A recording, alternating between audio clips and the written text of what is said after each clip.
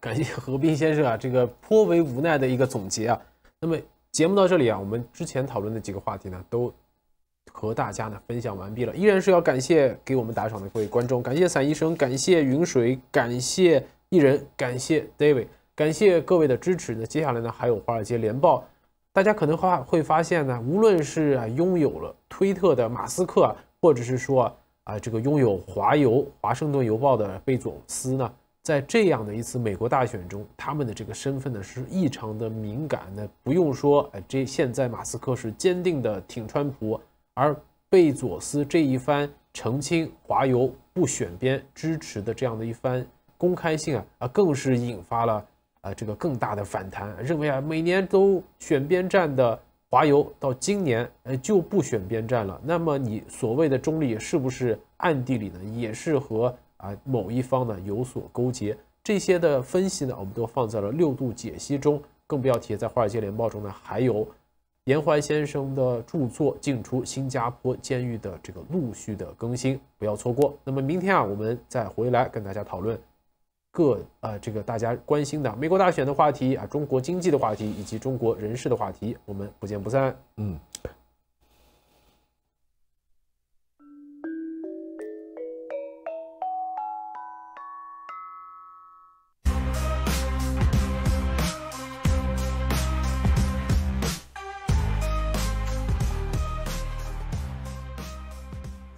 大家好，欢迎来到我们的6度辩论节目。今天我们将深入探讨两位科技巨头杰夫·贝佐斯和埃隆·马斯克如何在当前的选举中展现他们的影响力与策略。随着选举的临近，这两位亿万富翁对于唐纳德·特朗普的支持方式截然不同，一位是低调的媒体拥有者，另一位则是高调的政治活动家。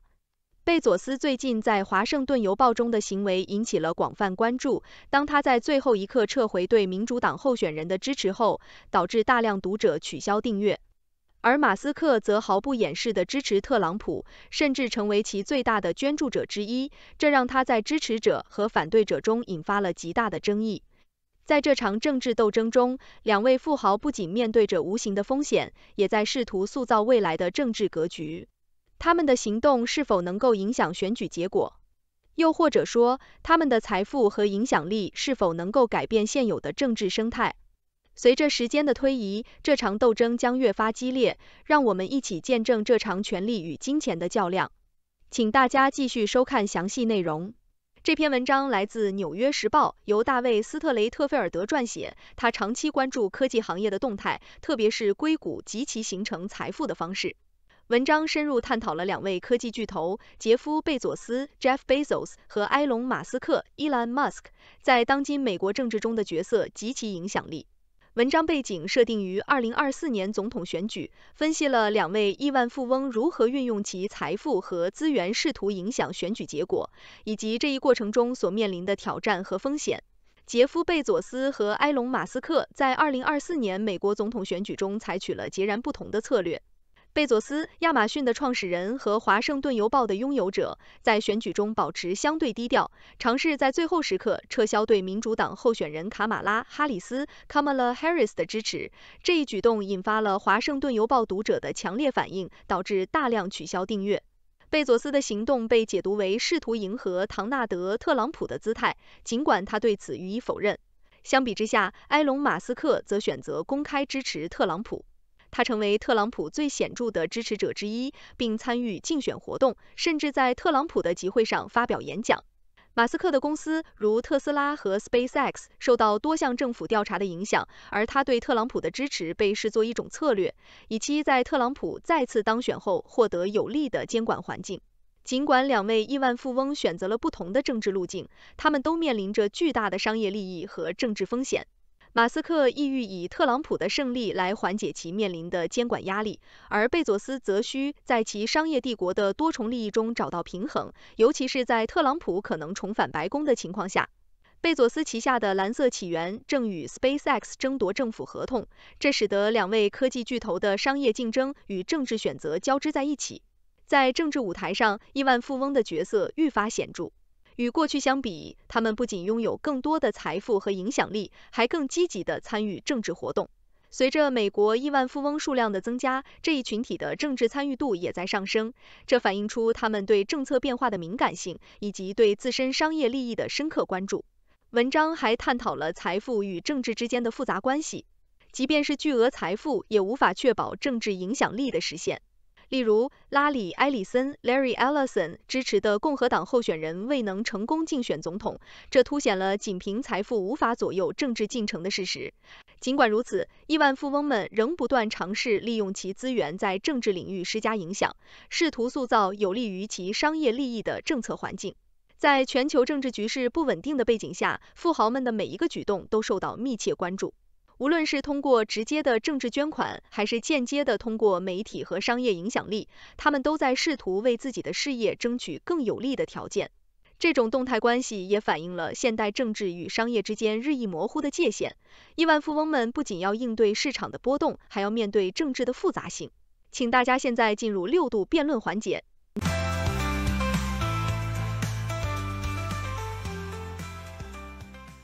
请大家继续收看节目的6度百科，对关键内容进行背景介绍。杰夫·贝佐斯。杰夫·贝佐斯，全名杰弗里·普雷斯顿·贝佐斯，是美国知名的企业家和投资者，以创办全球最大的在线零售商亚马逊而闻名。1964年1月12日，出生于美国新墨西哥州阿尔伯克基，他在普林斯顿大学获得了电气工程和计算机科学学位。贝佐斯于1994年在西雅图创立了亚马逊，最初是一家在线书店，但后来迅速扩展到包括几乎所有类别的商品。贝佐斯的创新思维和对顾客体验的高度关注，推动亚马逊成为电子商务的巨头，并扩大至云计算，通过亚马逊网络服务 AWS、人工智能、视频流服务和其他科技领域。2021年7月5日，贝佐斯卸任亚马逊 CEO 职务，由安迪·贾西接任。此外，贝佐斯还创办了蓝色起源，一家致力于航天探索和太空旅游的公司。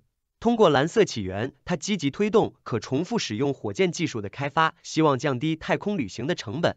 他个人对航天探索充满热情，并曾表示希望未来能扩大人类在太空的居住和工作能力。作为全球最富有的人之一，贝佐斯也参与了多项慈善活动。他成立了贝佐斯地球基金，投入100亿美元用于应对气候变化，并在教育、科学和社会进步等领域捐赠巨额资金。埃隆·马斯克。埃隆·马斯克是南非裔美国企业家，以其在科技和航天领域的创新成就闻名全球。他于1971年6月28日出生在南非的比勒陀利亚，并在17岁时移居加拿大，随后前往美国，在宾夕法尼亚大学获得了物理学和经济学学位。马斯克是多家颠覆性公司的创始人或联合创始人，包括 PayPal 最初的 X.com、特斯拉、SpaceX、SolarCity、The Boring Company 和 Neuralink 等。他在特斯拉的主要贡献是将电动汽车推向主流市场，并引领全球向可持续能源的转变。特斯拉的创新包括高性能电动汽车、电池存储系统和太阳能产品，奠定了可再生能源领域的领导地位。在航天领域，马斯克通过 SpaceX 实现了多个里程碑。SpaceX 是首家能成功将商用货物送入国际空间站的私人公司，并且开发了猎鹰系列火箭和星际飞船，旨在实现人类的星际殖民，尤其是火星殖民。马斯克以其激进的创新理念和对未来技术的愿景而著称，常常在社交媒体上就多种议题发表观点。他的工作引起了广泛的关注和争议，但不可否认的是，他在推动技术进步和改变世界方面的贡献不可小觑。唐纳德·特朗普。唐纳德·特朗普，美国商业巨头和政治家，第45任美国总统，任期从2017年1月20日至2021年1月20日。1946年6月14日出生于纽约市，他在宾夕法尼亚大学沃顿商学院获得经济学学位，随后加入了其父亲的房地产公司。特朗普在商界迅速崭露头角，特别是在房地产开发、酒店业和娱乐领域。他以开发奢华的特朗普大厦、赌场和高尔夫球场而闻名。除了房地产，特朗普还涉足电视行业，成为真人秀节目《飞黄腾达》的主持人。在政治上，特朗普以鲜明、直接的言辞和民粹主义立场而著称。他在2016年总统大选中以“让美国再次伟大”为口号赢得了美国大选。他的总统任期内实施了一系列有争议的政策，包括移民限制、税收改革以及环保法规的放松。特朗普的执政风格和决策引发了大量争议和分歧，导致了高度的政治极化。他在2020年竞选连任时败给了乔·拜登，但继续在美国政坛保持显著的影响力，通过社交媒体和公众活动表达观点。在商业和政治生涯之外，特朗普的名字也与多个品牌和产品相关，尽管这些商业活动在他担任总统期间受到一定限制。其个人风格和独特的影响力使他成为21世纪最具争议和分歧的人物之一。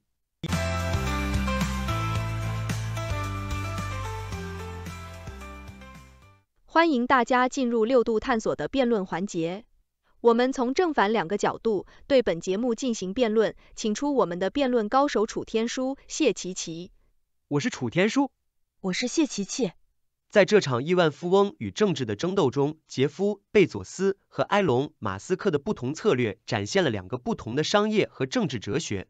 贝佐斯通过撤回对卡马拉·哈里斯的支持，似乎尝试避开与特朗普的对抗，以保护他的商业利益。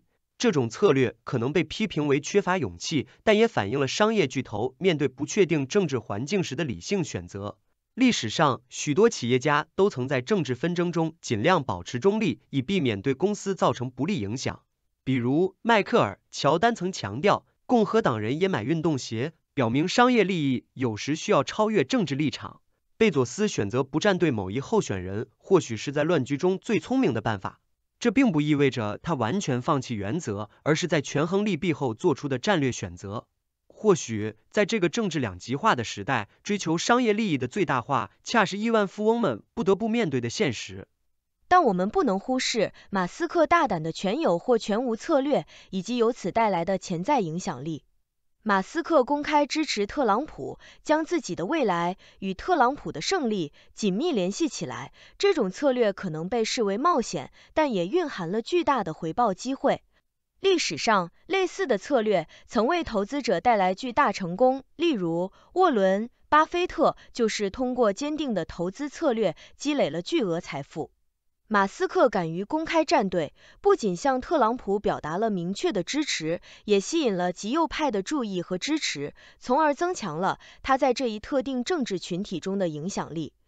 虽然看似冒进，但如果特朗普获胜，马斯克可能会在政策制定中获得更多发言权，从而为他的公司带来更有利的商业环境。因此，与其说马斯克是在冒险，不如说他是在利用自身的影响力，去塑造一个符合他企业利益的未来。这种主动出击的策略，或许正是他成为传奇的原因。我是评委合理，我想对两位精彩的辩论做出评论。楚天舒和谢琪琪就杰夫·贝佐斯与埃隆·马斯克在政治和商业之间的抉择展开了激烈的辩论，呈现出两种截然不同的思维方式和战略选择。楚天舒的论点强调了贝佐斯在复杂政治环境中采取的谨慎态度。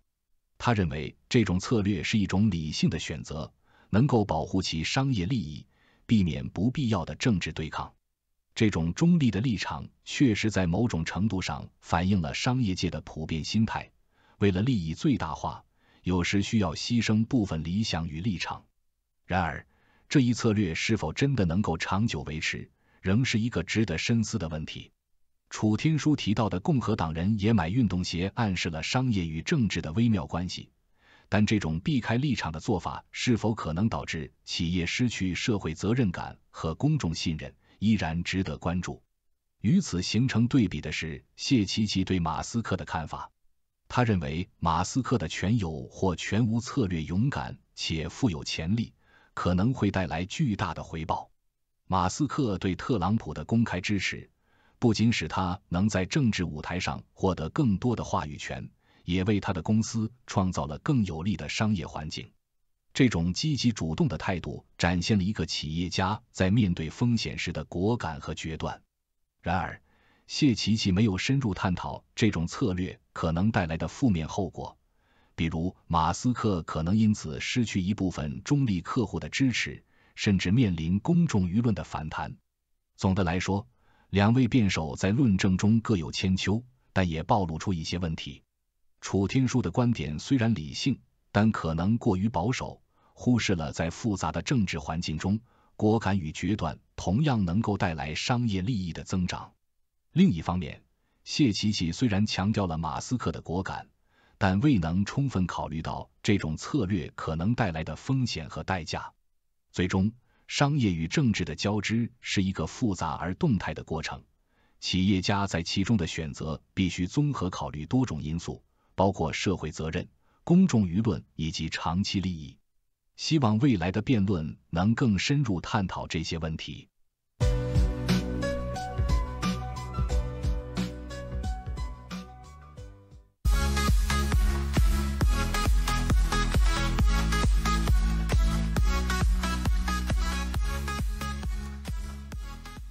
大家好，欢迎来到我们的6度辩论节目。今天我们将深入探讨几本引人注目的经济学新书，这些书籍不仅挑战了我们对全球经济的看法，还引发了关于未来发展的激烈讨论。首先，我们将关注伊恩·威廉姆斯的《吸血鬼之国：中国经济的兴衰》。这本书揭示了中国国家主导的经济模式如何限制了真正的发展，并质疑这种模式是否已经到了尽头。威廉姆斯的分析让人不禁思考，中共的控制会如何影响未来的经济活力。接着，我们将转向詹姆斯·里卡兹的 Money GPT 人工智能与对全球经济的威胁。在这里，里卡兹警告我们，人工智能的普及虽然能提升生产力，但也可能导致无法挽回的金融崩溃。他的假设场景展示了 AI 如何在瞬间引发市场的巨变，让我们反思自动化技术的潜在风险。然后，我们将聚焦于雷切尔·里夫斯的预算案，他正面临英国经济的重大挑战。保守党的乔恩·莫伊尼汉在回归增长、如何修复经济中提出了切实可行的改革建议，并强调了增长对于未来政策的重要性。是时候重新审视英国的经济结构了。最后，布朗文·埃弗利奥尔在《非洲经济学：西方无知的历史》中深入探讨了西方在非洲经济发展中的角色。他挑战了传统的经济观点，并强调需要对当地文化有更深入的理解，以避免政策失败。这些书籍不仅仅是学术著作，他们呼唤着我们重新思考当前的经济体系以及未来的路径。请大家继续收看详细内容。金融时报是国际知名的财经新闻媒体，以其对全球经济、金融市场的深刻分析而著称。本文作者汤姆·斯特劳 （Tom Stroh） 为《金融时报》的常驻撰稿人，专注于经济学新书的评论与分析。他在这篇文章中对几本涉及当代重要经济议题的新书进行了深入的分析，涵盖中国经济的未来、人工智能对全球经济的潜在威胁、英国的经济政策建议以及西方与非洲经济关系的历史。伊恩·威廉姆斯 （Ian Williams） 的《吸血鬼之国：中国经济的兴衰》对中国经济的奇迹提出了质疑。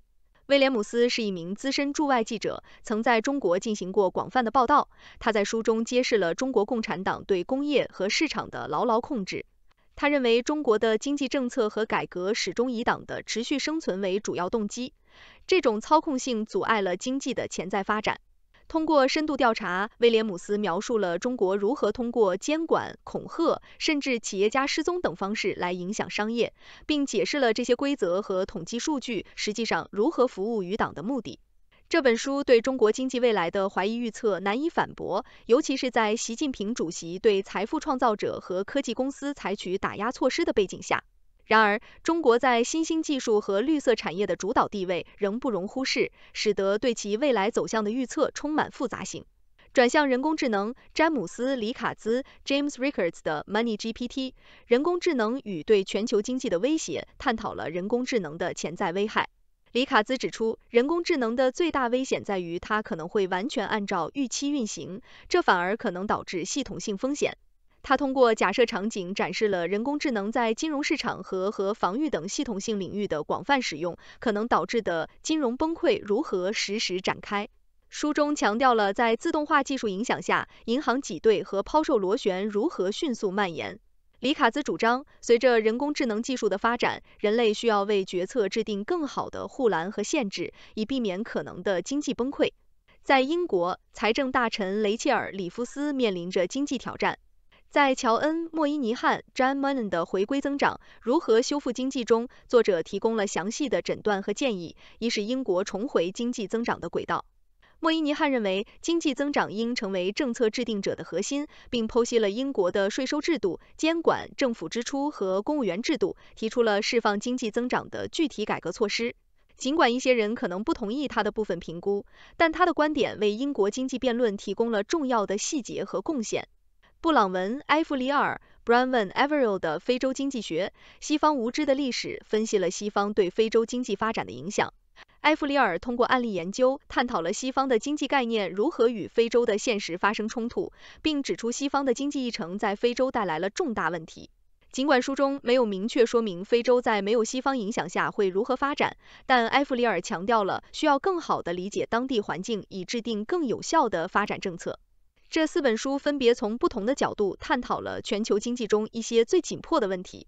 无论是对中国未来的审视、人工智能对经济的潜在影响、英国经济政策的再思考，还是西方与非洲关系的历史反思，都为读者提供了深刻的见解和反思的机会。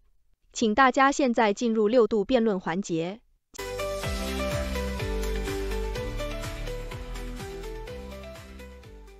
欢迎大家进入6度探索的辩论环节。我们从正反2个角度对本节目进行辩论，请出我们的辩论高手楚天舒、谢琪琪。我是楚天舒。我是谢琪琪。吸血鬼之国一书揭示了中国经济以国家为主导的资本主义如何逐渐失效。作者伊恩·威廉姆斯指出，政府过度干预和控制破坏了市场活力，导致企业家创新受阻。这种观点并非空穴来风，类似的例子在历史上并不少见。比如苏联经济崩溃时，其核心问题之一就是国家过度干预经济，导致效率低下。虽然中国在新兴技术上有优势，但政府的强势插手也可能让这些优势被削弱。可以说，威廉姆斯的观点提供了一个新的视角，让我们重新思考国家资本主义模式的可持续性。楚天舒，你的观点似乎有点过于悲观。中国经济的成就不容小觑，近40年实现了8亿人脱贫，是一个伟大的奇迹。尽管面临挑战，但中国的创新能力和市场规模依然强劲。即便存在政府干预，很多国家如新加坡也在国家主导经济中取得了成功。而且，中国政府在面临问题时展现出的灵活性和调整能力不容忽视。更何况，中国在人工智能、绿色科技等领域的全球领导地位，显示出它能够适应并引领未来趋势。威廉姆斯的观点也许适用于过去，但未必能准确预见未来。在 MoneyGPT 一书中，詹姆斯·里卡兹提出 AI 对经济的威胁并非源自其故障，而是其完美运行的结果。AI 的广泛应用可能导致金融市场的剧烈波动，这种风险在历史上也有前车之鉴。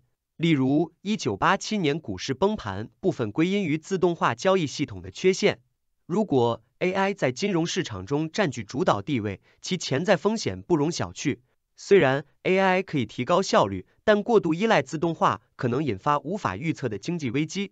因此，建立 AI 应用的限制和监督机制是当前必须考虑的议题。詹姆斯·里卡兹对 AI 的担忧可能有些言过其实。AI 的出现并不是为了取代人类，而是为了辅助决策，提高效率和准确性。历史虽然有自动化导致危机的例子，但科技发展总是伴随着风险，我们应该采取的是如何更好地管理这些风险，而不是因噎废食。在金融领域， AI 已经在风控、客户服务等方面展现出巨大潜力。我们应该关注如何更好地融入 AI 技术，而非一味担心其潜在的威胁。毕竟，科技的发展是不可逆的趋势，关键在于如何利用它为人类服务。在英国，乔恩·莫伊尼汉在《回归增长》一书中提出的观点值得深思，增长应成为政策制定的核心。过去10多年，英国经济增长乏力，问题恰在于政策制定缺乏长远视野，过度关注眼前的平衡和分配，而忽视了增长的重要性。大英帝国的辉煌时代不就是以增长和创新为基础的吗？莫伊尼汉通过对税收制度和政府支出结构的详细分析，揭示了如何通过改革来释放经济潜能。为了避免被时代淘汰，英国确实需要更具前瞻性的经济政策。我不得不同意，英国需要增长，但认为莫伊尼汉的解决方案可能过于简单化。增长固然重要，但不应以牺牲社会公平为代价。经济政策不仅关乎增长，还涉及社会分配、公平以及可持续性。历史告诉我们，例如在大萧条时期，过度追求增长、忽视分配的经济政策，往往导致社会动荡。增长不是单一的王牌，尤其是在气候变化和社会不平等加剧的今天。一个成功的经济政策必须综合考虑增长与分配、创新与生态之间的平衡，这才是长久之计。我是评委合理，我想对两位精彩的辩论做出评论。楚天舒和谢琪琪的辩论展现了当前经济与科技发展中的重要问题。两位以清晰的逻辑和生动的例子展开了各自的观点，让我们看到了不同的视角。楚天舒主张中国的国家主导经济模式面临挑战，特别是强调政府过度干预对市场活力的影响。他的论点通过历史案例，如苏联经济崩溃，成功地引出了国家资本主义的可持续性问题。此外，他提到 AI 可能引发的金融市场不稳定，这一观点也让人深思，因为自动化及其潜在风险已成为现代经济的核心话题。然而，谢琪琪则持有不同见解，他强调中国在经济成就和创新能力方面的优势，认为即便存在政府干预，国家依然可以在一定程度上推动经济成长。他引用了新加坡的成功经验，指出灵活的政策调整可以缓解过度干预带来的问题。此外，他对 AI 的看法也相对乐观，强调应该重视如何管理 AI 技术，而非一味地担心其潜在威胁。在楚天舒和谢琪琪的辩论中，两者皆有其合理性。楚天舒的观点提供了关于经济结构的深度反思，但若过于悲观，可能会忽视中国在创新领域的潜力与成就。而谢琪琪的观点虽然鼓舞人心，但若忽视政府干预对市场的负面影响，可能会导致对未来的盲目乐观。总结来说，这场辩论不仅是关于中国经济模式的探讨，更是对全球化背景下各国经济政策的深刻思考。如何在政府干预与市场自发之间找到平衡，将是未来经济政策制定的重要课题。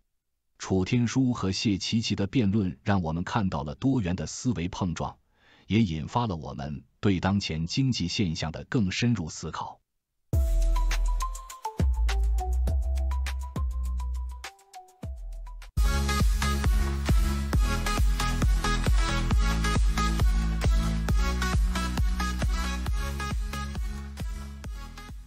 大家好，欢迎来到我们的华尔街争议节目。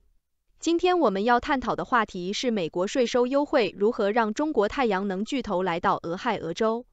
Illuminate USA 这家新建的太阳能工厂在俄亥俄州的 Pataskala 如火如荼的运行，吸引了大量本地员工，创造了高于州最低工资的就业机会。然而，这个看似美国本土的成功故事，实际上却是中国企业的又一次胜利。Invenergy 和 Lange Green Energy 的合作，使得这家工厂的 51% 由美国公司拥有， 49% 则由中国企业掌控。利用美国的经济发展激励措施和税收优惠， Lange 得以在美国市场上无需关税地销售其产品。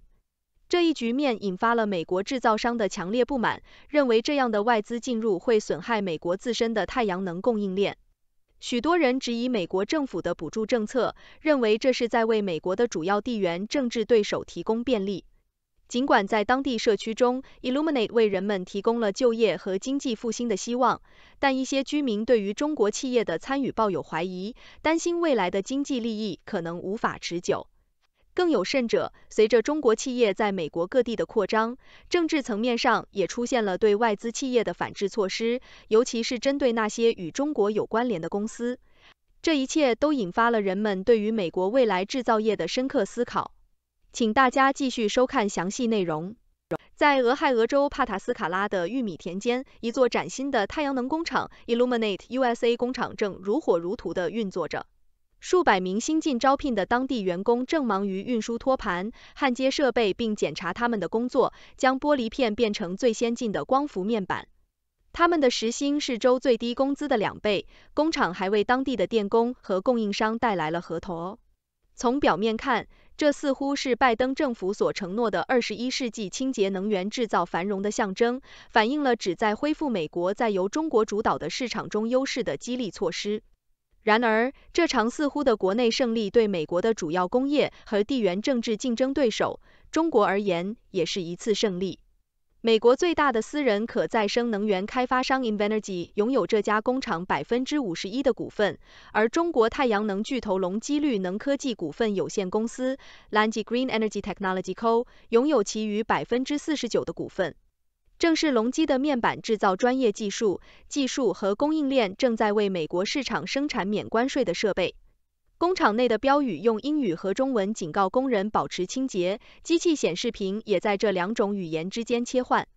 超过100名中国籍员工与超过1000名美国同事一起在此工作，而跨越语言障碍需要大量的手势和智能手机翻译的帮助。Illuminate 公司表示，其中大部分是暂时的，大多数中国工人将在美国员工熟练后离开。不过，即便他们返回国内，隆基依旧会持续获利。这家合资企业受益于数百万美元的经济发展激励措施及联邦税收抵免，用于国内清洁能源制造。而隆基则借此避开了反华关税，并巩固了其在全球增长最快的太阳能市场之一的立足点。在全美，许多与中国有关的公司正在重复这一策略。据彭博社对公开声明、文件和其他文件的审查，他们正在建造或计划建造至少12家工厂，拥有30吉瓦的模块制造能力。总体而言，这些设施能够供应当前美国面板需求的约3/4。美国制造商对此表达了不满，他们认为这些工厂破坏了他们建立国内太阳能供应链的努力。尽管其他国家也利用通货膨胀削减法案的补贴，但政治反对的焦点集中在中国投资上。国会中正在形成2党的动力，试图阻止中国支持的公司获得制造任何与能源转型相关的税收抵免。这一类别超越了太阳能面板，涵盖电动汽车和电池。在俄亥俄州退休的中学科学老师艾琳·德罗夫 （Eileen de Rolf） 成为 Illuminate 及其政策的直言不讳的批评者。他指出，该市提供的15年税收减免和州经济发展机构的400万美元激励，更不用说通货膨胀削减法案潜在的每年3.5亿美元税收补贴。对我来说，这是背叛美国，允许一个不公平的竞争环境，德罗夫说。我个人不特别希望我们的地缘政治头号敌人从我们的经济系统中获益。然而 ，Illuminate 及其美中母公司持不同看法。他们指出，这带来了高薪工作和在经济快速增长部门中制造业的复苏。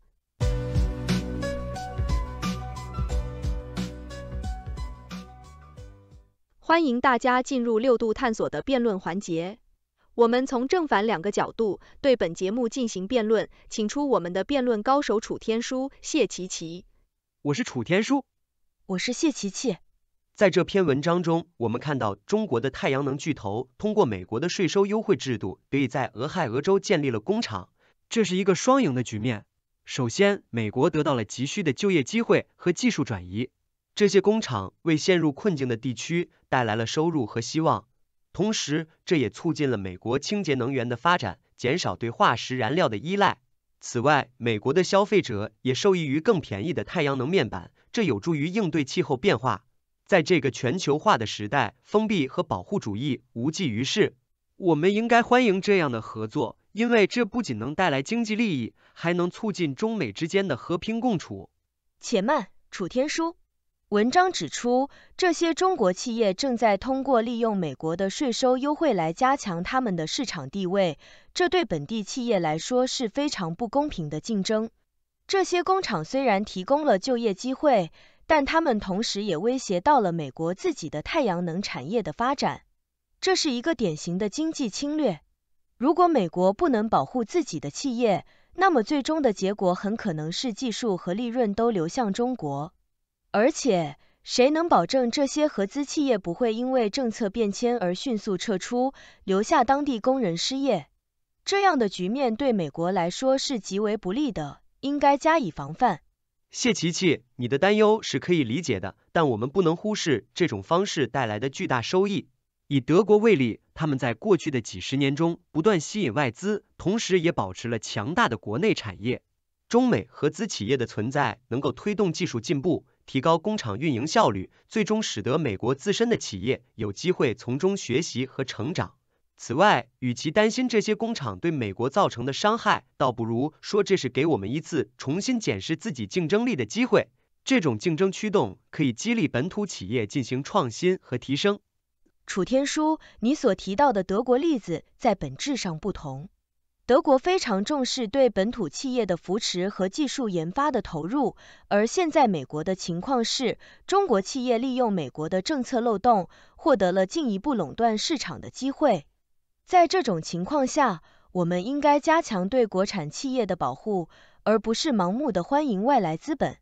这些合资企业的存在只会让中国得以绕过贸易壁垒，在美国站稳脚跟。这种捷径式的进入方式长远来看只会削弱美国的自主创新能力。我们应该立法来限制这一趋势，确保美国企业能在公平的环境中竞争。谢琪琪，我们必须承认，全球经济正在向一个更加互联的方向发展，而这种互联带来的好处是不容忽视的。美国政府通过税收优惠和其他激励措施吸引到了这些企业，这显然是一个策略性决定，旨在推动清洁能源产业的发展。这些政策也在一定程度上帮助美国减少了对进口能源的依赖。当然，我们也应该保持警惕，确保这些政策真正为美国的长远利益服务，但完全拒绝这样的合作显然是不现实的。楚天舒，你的观点或许在理想世界行得通，但现实是冷酷的。我们不能天真的认为这些合资企业会始终如一地优待美国利益。从长远来看，中国企业的进一步扩张只会加剧美国在关键技术领域的依赖，这对国家安全是一个潜在威胁。看看过去中资如何在非洲市场迅速占领资源和市场份额就是一个警示。我们需要的是更加严格的政策监管，以及对国内创新的大量投资，确保美国在这些重要领域中保持独立和领先地位。立法限制外资在敏感行业中的扩张，才是保障美国利益的明智之举。我是评委合理，我想对两位精彩的辩论做出评论。楚天舒和谢琪琪的辩论围绕中美太阳能产业的合作展开，两位辩手的观点虽然各有道理，但也各自存在一定的偏颇。楚天舒强调了中美合作带来的经济利益，认为这是一种推动清洁能源发展的双赢局面，并以德国的例子来证明外资能促进本土企业的技术提升和效率。然而，他似乎低估了外资进入可能带来的不公平竞争以及对本土产业的长期影响。谢琪琪则警惕地指出了外资尤其是中国企业可能带来的经济侵略，强调保护本土产业和确保国家安全的重要性。他合理地怀疑这些合资企业的稳定性和对美国企业的威胁，并主张立法来限制外资的扩张。他所提出的观点对于当前的全球经济环境来说，具有一定的前瞻性。总的来看，楚天舒的观点过于乐观，忽略了国内企业可能面临的挑战和风险。他关于合作的愿景需要伴随对市场公平的深刻思考。谢琪琪则给出了警示，然而其过于保护主义的立场也可能导致美国企业在全球竞争中失去灵活性和创新能力。他强调的对本土企业的保护应该在促进竞争的前提下进行，而不是一味封闭。这场辩论充分展现了当前中美经济合作的复杂性。两位辩手所提出的观点提醒我们，在赢得短期经济利益的同时，必须对长期的市场健康和国家安全保持警惕。未来的政策制定者需要在推动开放合作和保护本土产业之间找到一个平衡点，才能在全球化浪潮中保持竞争力。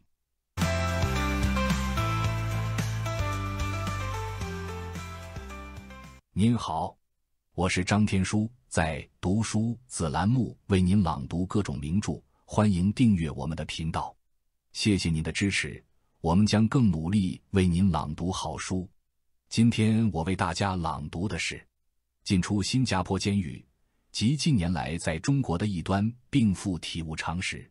本书是作者7年前出版的自传《进出中组部》，简称前者续篇，分上卷、下卷及附录3部分。本视频包含该书章节。第5章，获新加坡情报送中国。5.3 和情报局长的密切交往。每次去安全情报局讲课，都被许国峰局长盛情款待。历年新加坡国庆，我均被许局长邀请到贵宾观礼台上，观看声势浩大的游行和精彩纷呈的多元文化歌舞表演。许还多次陪我坐情报局的游艇出海垂钓，到外岛游玩。逢年过节，许经常来家看我独居的我，顺便讨论请教中国局势。他每次必带时令食品，当然我从中国归来也回赠他国内的土特产品和小工艺品。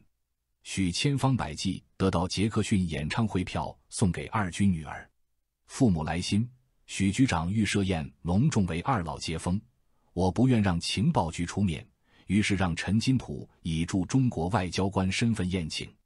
期间恰逢英国艺术团来新演出音乐剧《悲惨世界》，票极贵且难买。许主动送我4张前排票，并拒绝我的票款，说是情报局招待贵宾的。父母不愿看，我与妹妹及2军夫妻享受了，说是商人朋友送的票。1993年夏，吴庆瑞对东亚所几位因反对6·4屠杀而不能更新中国护照的研究员说，我们研究中国问题就应该去中国实地考察，你们去中国大使馆想办法拿到新护照。特别是沿淮，我到使馆找了经常参加东亚所公开讲座的研究室周一密和领事处田一密2位熟人，表态我深刻认识到6·4学生都错了，应该抓起来判死缓。他们若向江青自杀，世人无话可说。我现在对中国政府唯一的意见是，不该斩立决。毛主席说得好，人不像韭菜，割了一茬还能再长一茬。周和田劝我写份认真严肃的认识，他们在为我美言，否则发新护照没戏。我如实向吴庆瑞汇报，他也不勉为我难，说他想办法。不久，许局长宴请我，说吴庆瑞让他派人陪我去香港搜集中国资料。香港秋季气候宜人，1993年秋和1994年秋，情报员小许与我共同赴香港1周，旅行全部开销当然由情报局负责，他们还付了我在东亚所请无薪事假的损失。香港中文大学关于中国的中文资料可以说是全世界仅次于中国国家图书馆的第2家，并且还公开众多国内不能公开的反动资料。我2年都是流连忘返，在那里2、3天上下午查阅并复印海量资料，中午快餐，还指导随行的情报员留存有用情报。到了中大必拜访只有金观涛和刘清峰夫妻，丰盛晚餐也有了着落。还见了法国学者潘明孝和华人妻子征明，杂志编辑明磊及许多大陆驻港的老朋友，了解中国最新动态。其中在王国立新华社宿舍的畅聊深谈收获极大。1994年10月2日，我去香港考察1周后回到新加坡，在信箱中发现已经到了几天的家信。妹妹说，江阿姨已为你办好护照，你到中国驻法国大使馆找张参赞领取，然后就可以回国了。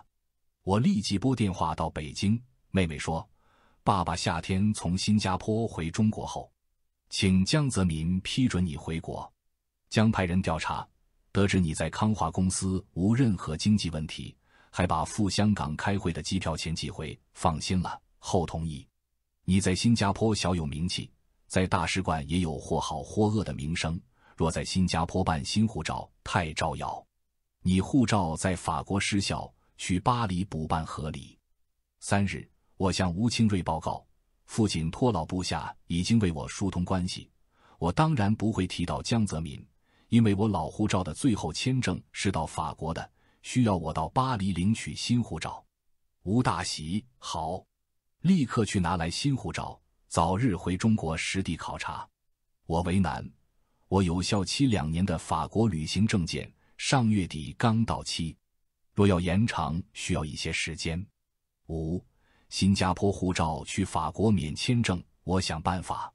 4日，安全情报局许国峰局长说吴庆瑞让他约我晚餐，席间他给我一个大信封，内装有我相片和真实姓名等资料的新加坡护照，6日赴巴黎，20日返回的双程飞机票，2万法郎现金。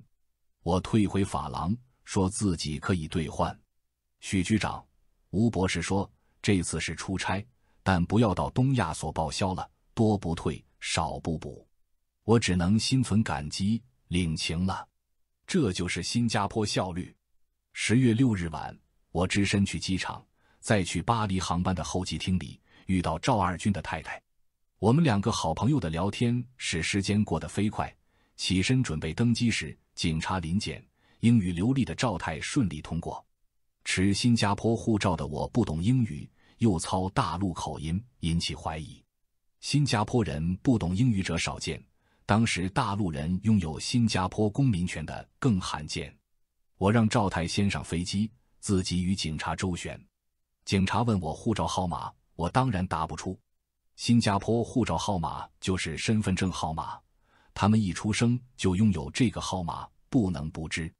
以后的问题我就更傻了，护照啥时领的？绿卡哪年得的？绿卡几年获公民？对于这些我一概不知，拒不回答。但对于护照我很有把握，于是反问，护照是假的吗？立刻抓我。是真的。立马让我上飞机。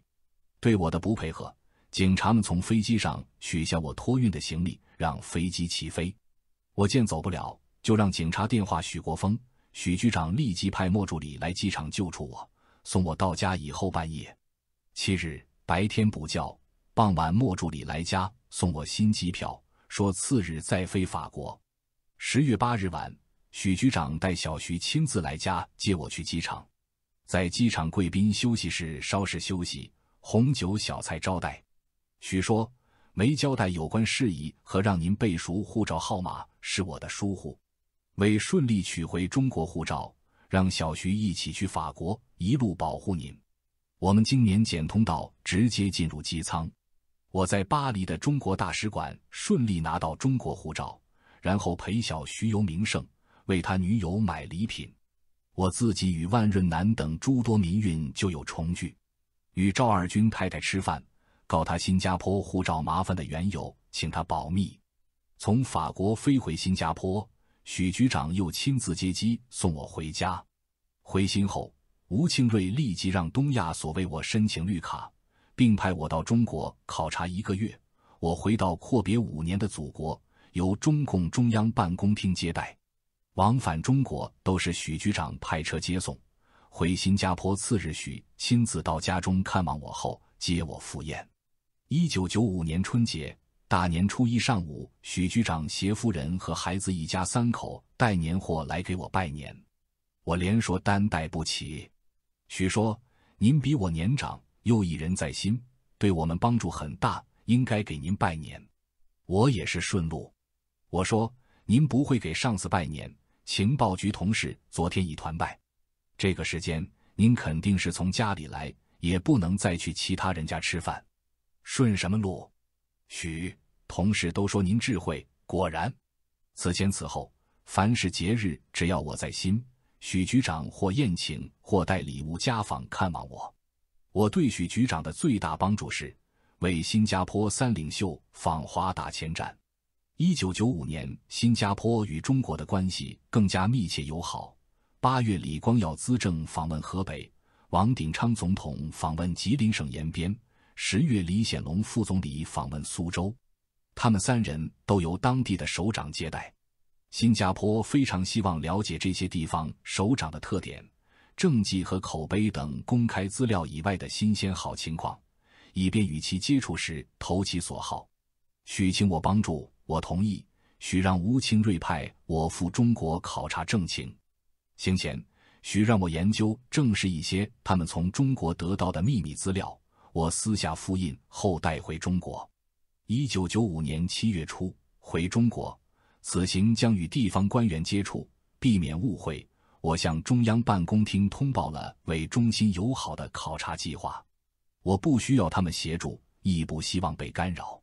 随后赴吉林延边，通过朋友、州长助理，请了几位县处级干部见面，了解张德江的特点和政绩。7月中，我去石家庄，约请10余位厅局长、总经理、教授等清华校友，了解省委书记情况。7月底到苏州，在新加坡园区召集中方、新方和外企3方座谈。后约谈张市长，他希望我上新加坡演好事，让李显龙来苏降吉祥，请新加坡增加投资。在美地考察完，我及时把资料传真回新加坡。8月返回新加坡，向许国锋解释并答疑。新加坡3领袖访华归来，对许的准备工作非常满意。当然，我从许处得到的中国败类卖给新加坡的有关吉林、河北、江苏3省首长的资料，也通过朋友转交有关方面。许国锋局长新世纪进入外交界，曾出任驻文莱、澳洲、台湾的大使。感谢各位的关注，敬请期待下一期。该书第5章，获新加坡情报送中国，5.4密存新加坡的情报资料。As many of you know, I was here last year to lay out President Biden's vision for renewing American economic leadership, a vision that responded to several converging challenges our country faced. The return of intense geopolitical competition, a rise in inequality and a squeeze on the middle class, a less vibrant American industrial base, an accelerating climate crisis, vulnerable supply chains, and rapid technological change. For the preceding 3 decades, the U.S. economy had enjoyed stronger top-line aggregate growth than other advanced democracies and had generated genuine innovation and technological progress. But our economic policies had not been adapted to deal effectively with these challenges. That's why President Biden implemented a modern industrial strategy, one premised on investing at home in ourselves and our national strength, and on shifting the energies of U.S. foreign policy to help our partners around the world do the same. In practice, that's meant mobilizing public investment to unlock private sector investment to deliver on big challenges like the clean energy transition and artificial intelligence, revitalizing our capacity to innovate and to build, creating diversified and resilient global supply chains, setting high standards for everything from labor to the environment to technology. Because on that level playing field, our logic goes, America can compete and win. Preserving open markets and also protecting our national security, and doing all of these things together with allies and partners. Since I laid this vision out in my speech at Brookings last year, I've listened with great interest to many thoughtful responses. Because these are early days. Meaningful shifts in policy require constant iteration and reflection. That's what will make our policy stronger and more sustainable. So today, I'm glad to be back here at Brookings to re-engage in this conversation, because I really believe that the ideas I'm here to discuss and the policies that flow from them are among the most consequential elements of the administration's foreign as well as domestic policy. And I believe they will constitute an important legacy of Joe Biden's presidency. I want to start by reflecting on some of the questions I've heard, and then propose a few ways to consolidate our progress. One overarching question is at the core of many others. Does our new approach mean that we're walking away from a positive-sum view of the world? That America's just in it for itself at the expense of everyone else? In a word, no, it doesn't. In fact, we're returning to a tradition that made American international leadership such a durable force. What Alexis de Tocqueville called interest rightly understood. The notion that it's in our own self-interest to strengthen our partners and sustain a fair economic system that helps all of us prosper. After World War II, we built an international economic order in the context of a divided world, an order that helped free nations recover and avoid a return to the protectionist and nationalist mistakes of the 1930s, an order that also advanced American economic and geopolitical power. In the 1990s, after the collapse of the Soviet Union, we took that order global, embracing the old Eastern Bloc, China, India, and many developing countries. Suddenly, the major powers were no longer adversaries or competitors. Capital flowed freely across borders. Global supply chains became just in time without anyone contemplating potential strategic risk. Each of these approaches was positive sum, and each reflected the world as it was. Now, the world of the 1990s is over, and it's not coming back. And it's not a coherent plan or critique just to wish it so. We're seeing the return of great power competition, but unlike the Cold War era, our economies are closely intertwined. We're on the verge of revolutionary technological change with AI, with economic and geopolitical implications. The pandemic laid bare the fragilities in global supply chains that had been growing for decades. The climate crisis grows more urgent with every hurricane and heat wave. So we need to articulate once again de Tocqueville's notion of interest rightly understood.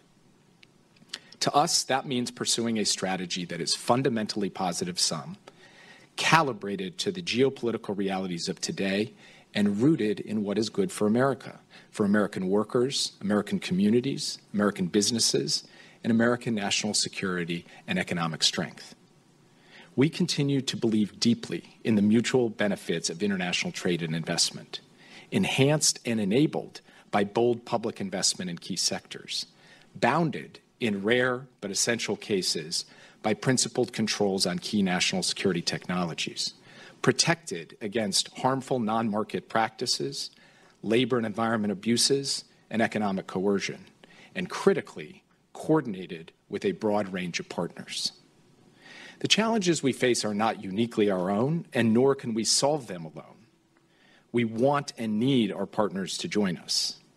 And given the demand signal we hear back from them, we think that in the next decade, American leadership will be measured by our ability to help our partners pull off similar approaches and build alignment and complementarity across our policies and our investments. If we get that right, we can show that international economic integration is compatible with democracy and national sovereignty, and that is how we get out of Danny Roderick's trilemma. Now, what does that mean in practice? What does this kind of positive sum approach mean for trade policy?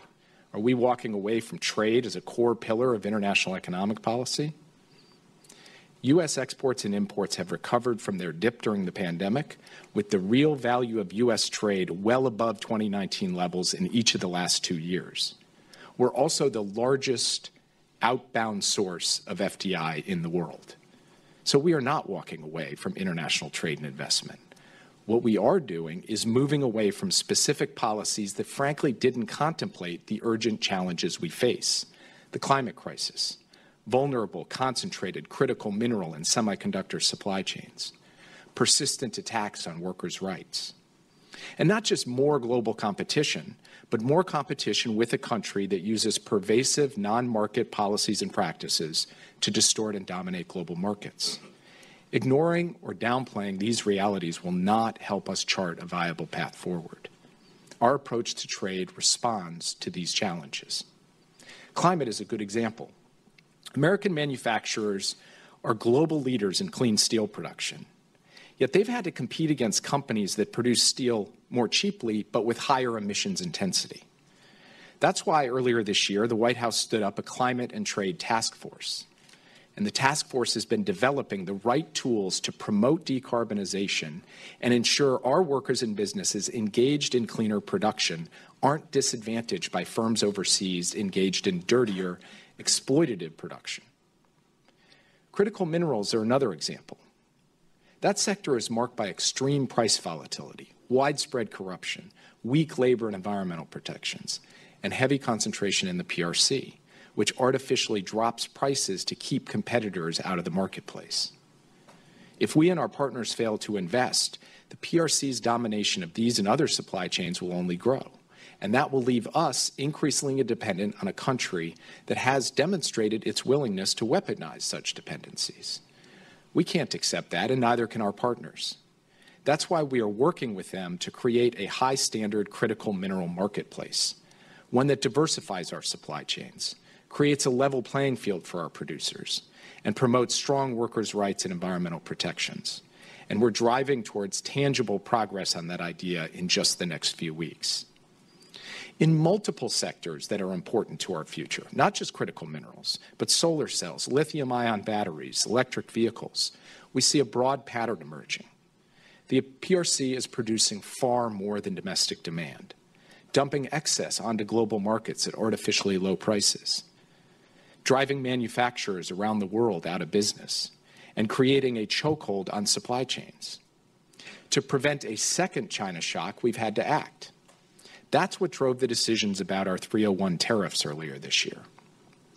Now, we know that indiscriminate, broad-based tariffs will harm workers, consumers, and businesses, both in the United States and our partners. The evidence on that is clear. That's why we chose instead to target tariffs at unfair practices in strategic sectors, where we and our allies are investing hundreds of billions of dollars to rebuild our manufacturing and our resilience. And crucially, we're seeing partners in both advanced and emerging economies reach similar conclusions regarding overcapacity and take similar steps to ward off damage to their own industries, from the EU to Canada to Brazil to Thailand to Mexico to Turkey and beyond. That's a big deal. And it brings me back to my earlier point. We're pursuing this new trade approach in concert with our partners. They also recognize we need modern trade tools to achieve our objectives. That means considering sector-specific trade agreements. It means creating markets based on standards when that's more effective. And it also means revitalizing international institutions to address today's challenges, including genuinely reforming the WTO to deal with the challenges I've outlined. And it means thinking more comprehensively about our economic partnerships. That's why we created the Indo-Pacific Economic Framework and the Americas Partnership for Economic Prosperity. It's why we also gave them such catchy names. Within IPEF, we finalized 3 agreements with 13 partners to accelerate the clean energy transition, to promote high labor standards, to fight corruption, and to shore up supply chain vulnerabilities before they become widespread disruptions. And within APEP, we're working to make the Western Hemisphere a globally competitive supply chain hub for semiconductors, clean energy, and more.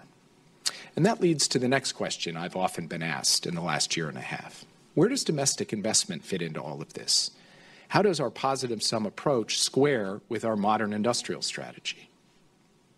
The truth is that smart, targeted government investment has always been a crucial part of the American formula. It's essential to catalyzing private investment and growth in sectors where market failures or other barriers would lead to underinvestment. Somehow we forgot that along the way, or at least we stopped talking about it. But there was no plausible version of answers on decarbonization or supply chain resilience without recovering this tradition. And so we have. We've made the largest investment ever to diversify and accelerate clean energy deployment through the Inflation Reduction Act. And these investments are generating hundreds of billions of dollars in private investment all across the country. Rapid growth in emerging climate technologies like sustainable aviation fuels, carbon management, clean hydrogen, with investments increasing 6 to 15-fold from pre-IRA levels. This will help us meet our climate commitments. This will advance our national security. And this will ensure that American workers and communities can seize the vast economic opportunities of the clean energy transition, and that those opportunities are broadly shared. And that last part is crucial. The fact is that many communities hard hit in decades past still haven't bounced back. And the 2/3 of American adults who don't have college degrees have seen unacceptably poor outcomes in terms of real wages, health, and other outcomes over the last 4 decades. For many years, people assumed that these distributional issues would be solved after the fact by domestic policies. That has not worked. Advancing fairness, creating high-quality jobs, and revitalizing American communities can't be an afterthought, which is why we've made them central to our approach. In fact, as a result of the incentives in the IRA to build in traditional energy communities, investment in those communities has doubled under President Joe Biden. Now, initially when we rolled this all out, our foreign partners worried that it was designed to undercut them, that we were attempting to shift all the clean energy investment and production around the world to the United States. But that wasn't the case, and it isn't the case. We know that our partners need to invest. In fact, we want them to invest. The whole world benefits from the spillover effects of advances in clean energy that these investments bring. And we are nowhere near the saturation point of investment required to meet our clean energy deployment goals. Nor will markets alone generate the resources necessary either. So we've encouraged our partners to invest in their own industrial strength. We've steered U.S. foreign policy towards being a more helpful partner in this endeavor, and our partners have begun to join us. Look at Japan's green transformation policy, India's production-linked incentives, Canada's clean energy tax credit, the European Union's Green Deal. As more and more countries adopt this approach, we will continue to build out the cooperative mechanisms that we know will be necessary to ensure that we're acting together to scale up total global investment, not competing with each other over where a fixed set of investments is located. The same goes for investing in our high-tech manufacturing strength. We believe that a nation that loses the capacity to build risks losing the capacity to innovate. So we're building again. As a result of the CHIPS and Science Act, America's on track to have 5 leading-edge logic and memory chip manufacturers operating at scale. No other economy has more than 2. And we're continuing to nurture American leadership in artificial intelligence, including through actions we're finalizing as I speak to ensure that the physical infrastructure needed to train the next generation of AI models is built right here in the United States. But all of this high-tech investment and development hasn't come at the expense of our partners. We've done it alongside them. We're leveraging CHIPS Act funding to make complementary investments in the full semiconductor supply chain from Costa Rica to Vietnam. We're building a network of AI safety institutes around the world, from Canada to Singapore to Japan, to harness the power of AI responsibly. And we've launched a new quantum development group to deepen cooperation in a field that will be pivotal in the decades ahead. Simply put, we're thinking about how to manage this in concert with our allies and partners, and that will make all of us more competitive. Now, all this leads to another question that is frequently asked. What about your technology protection policies? How does that fit into a positive-sum approach? The United States and our allies and partners have long limited the export of dual-use technologies. This is logical and uncontroversial. It doesn't make sense to allow companies to sell advanced technology to countries that could use them to gain military advantage over the United States and our friends. Now, it would be a mistake to attempt to return to the Cold War paradigm of almost no trade, including technological trade, among geopolitical rivals. But as I've noted, we're in a fundamentally different geopolitical context, so we've got to meet somewhere in the middle. That means being targeted in what we restrict, controlling only the most sensitive technologies that will define national security and strategic competition.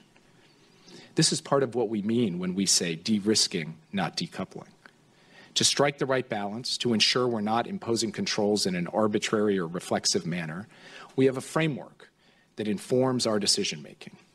We ask ourselves at least 4 questions. 1, which sensitive technologies are or will likely become foundational to U.S. national security? 2, across those sensitive technologies, where do we have distinct advantages and are likely to see maximal effort by our competitors to close the gap? Conversely, where are we behind and therefore most vulnerable to coercion? 3, to what extent do our competitors have immediate substitutes for U.S. sensitive technology, either through indigenous development or from third countries, that would undercut the controls? 4, what is the breadth and depth of the coalition we could plausibly build and sustain around a given control? When it comes to a narrow set of sensitive technologies, yes, the fence is high, as it should be. And in the context of broader commerce, the yard is small, and we're not looking to expand it needlessly.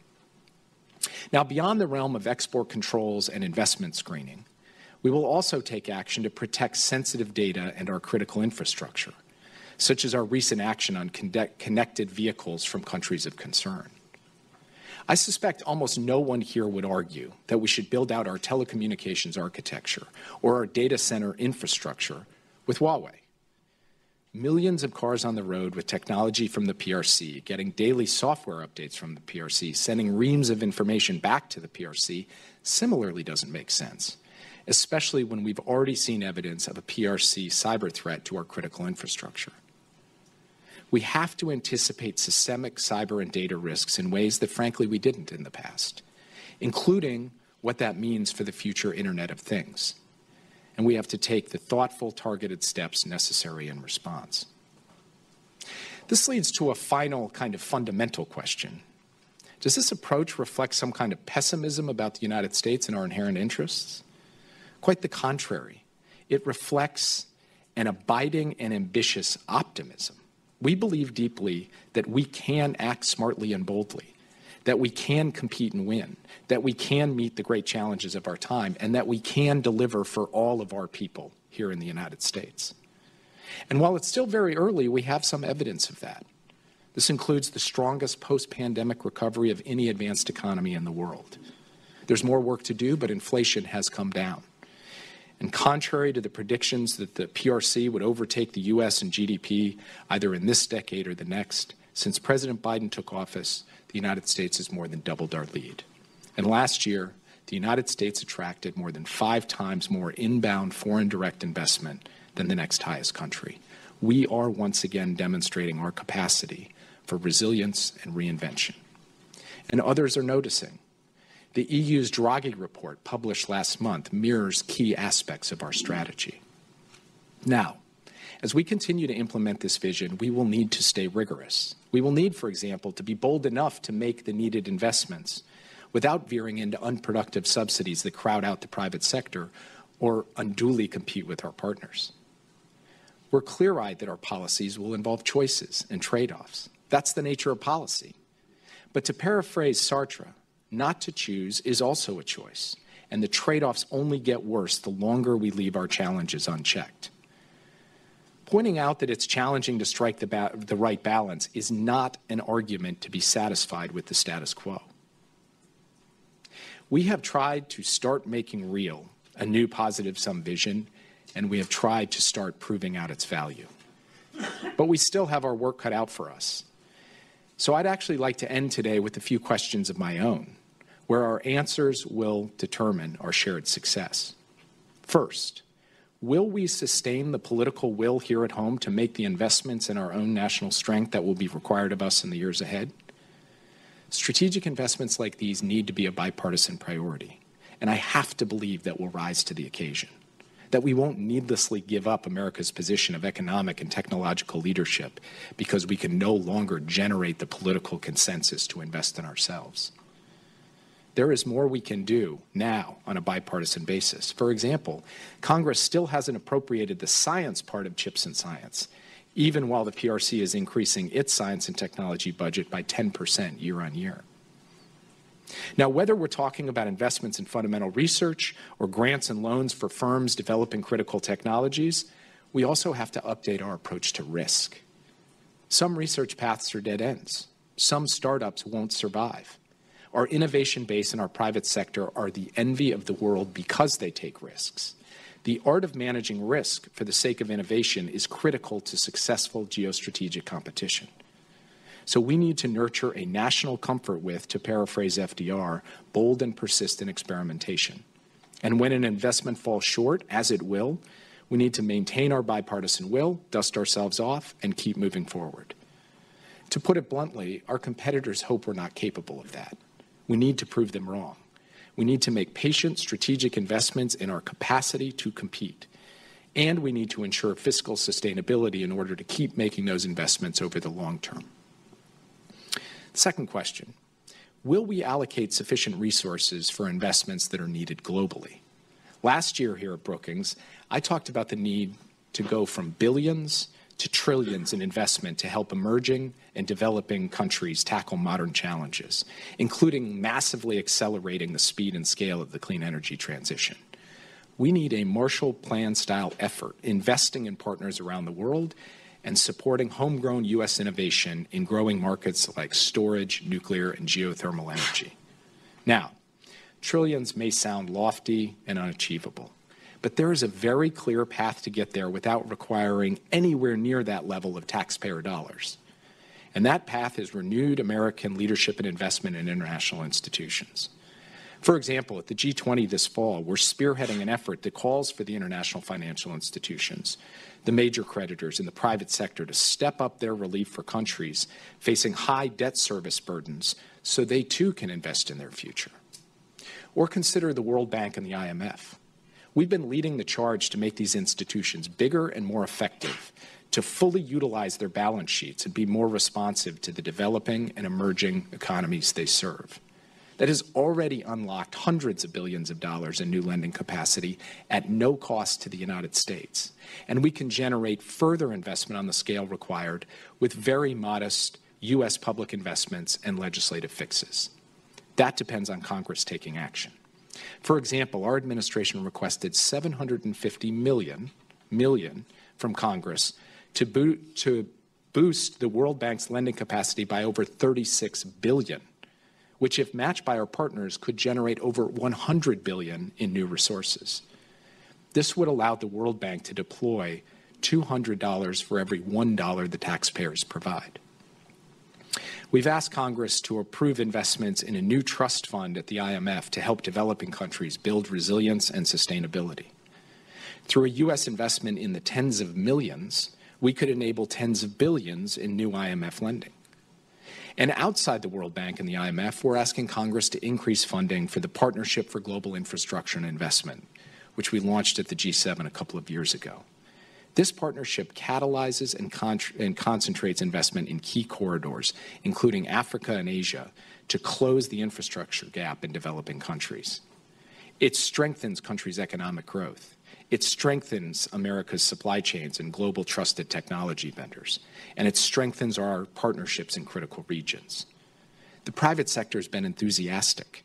Together with them and our G7 partners, we've already mobilized tens of billions of dollars, and we can lever that up and scale that up in the years ahead with help on a bipartisan basis from the Congress.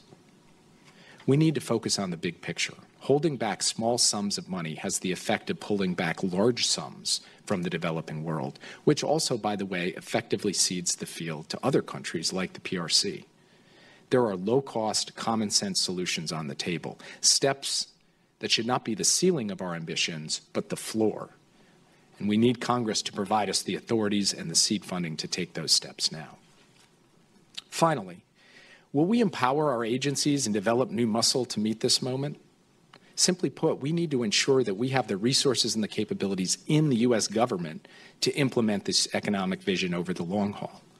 This starts by significantly strengthening our bilateral tools, answering a critique that China has a checkbook and the U.S. has a checklist. Next year, the United States is going to face a critical test of whether our country is up to the task. The DFC, the Exim Bank, and AGOA, the African Growth and Opportunity Act, are all up for renewal by Congress. This provides a once-in-a-decade chance for America to strengthen some of its most important tools of economic statecraft. And think about how they can work better with the high-leverage multilateral institutions I just mentioned. The DFC, for example, is one of our most effective instruments to mobilize private sector investments in developing countries. But the DFC is too small compared to the scope of investment needed, and it lacks tools our partners want, like the ability to deploy more equity as well as debt. And it's often unable to capitalize on fast-moving investment opportunities. So we put forward a proposal to expand the DFC's toolkit and make it bigger, faster, nimbler. Another gap we need to bridge is to make sure we attract, retain, and empower top-tier talent with expertise in priority areas. We're asking Congress to approve the resources we've requested for the Commerce's Bureau of Industry Security, Treasury's Office of Investment Security, the Department of Justice's National Security Division. If Congress is serious about America competing and winning, we need to be able to draw on America's very best. Let me close with this. Since the end of World War II, the United States has stood for a fair an open international economy, for the power of global connection to fuel innovation, for the power of trade and investment done right to create good jobs, for the power, as Tocqueville put it, of interest rightly understood. Our task ahead is to harness that power, to take on the realities of today's geopolitical moment in a way that will not only preserve America's enduring strengths, but extend them for generations to come. It will take more conversations like this one, and iteration after iteration, to forge a new consensus and perfect a new set of policies and capabilities to match the moment. I hope it's a project we can all work on together. We can't afford not to. So thank you, and I look forward to continuing the conversation, including hearing some of your questions this morning.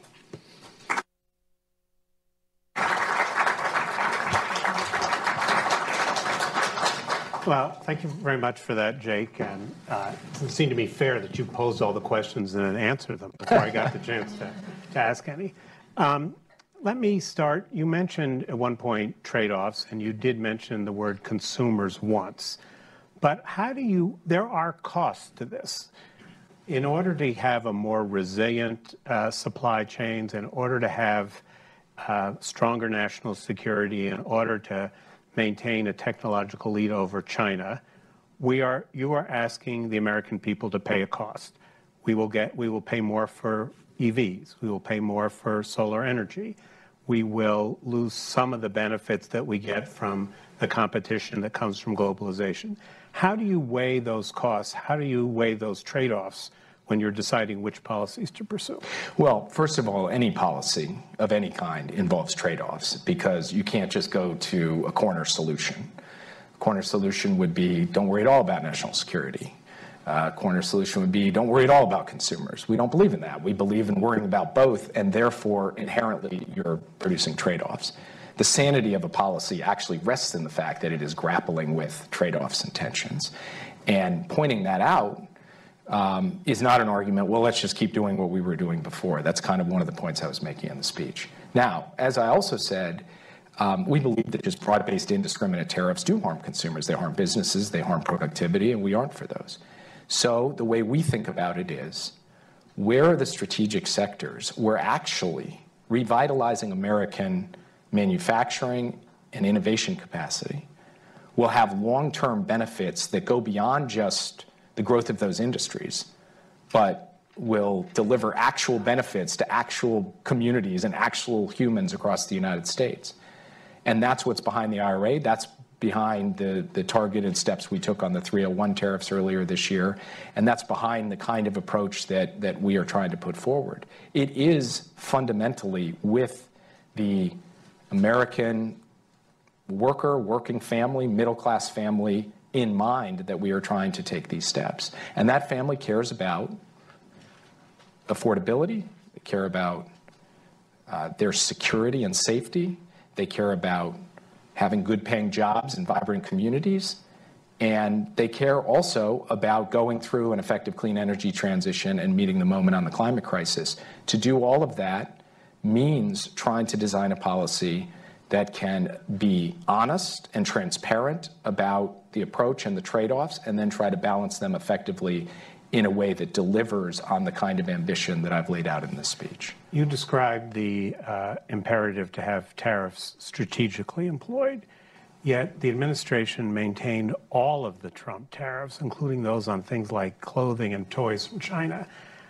Wouldn't it have been a good symbolic gesture to lift those to show that you're really being strategic on tariffs and not just punitive?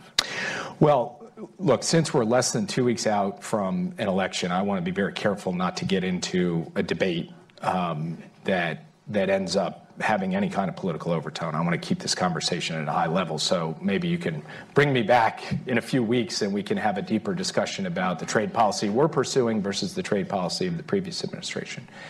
But the key thing from our perspective is the step we took. What did our 301 tariff approach look like when the president authorized it and it was rolled out a few weeks ago? And it had a core logic to it that was very much targeted at a specific set of high-impact industries in which we are investing substantially, in electric vehicles and semiconductors and other areas.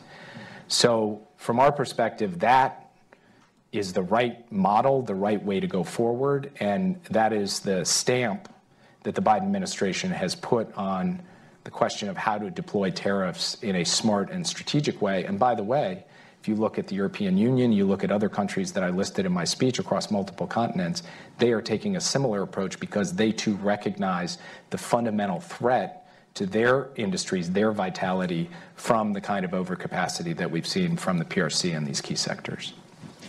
So one thing that you sort of described in rather broad terms was the need for more public investment in the United States beyond what we've done in the IRA and the CHIPS and Science Act.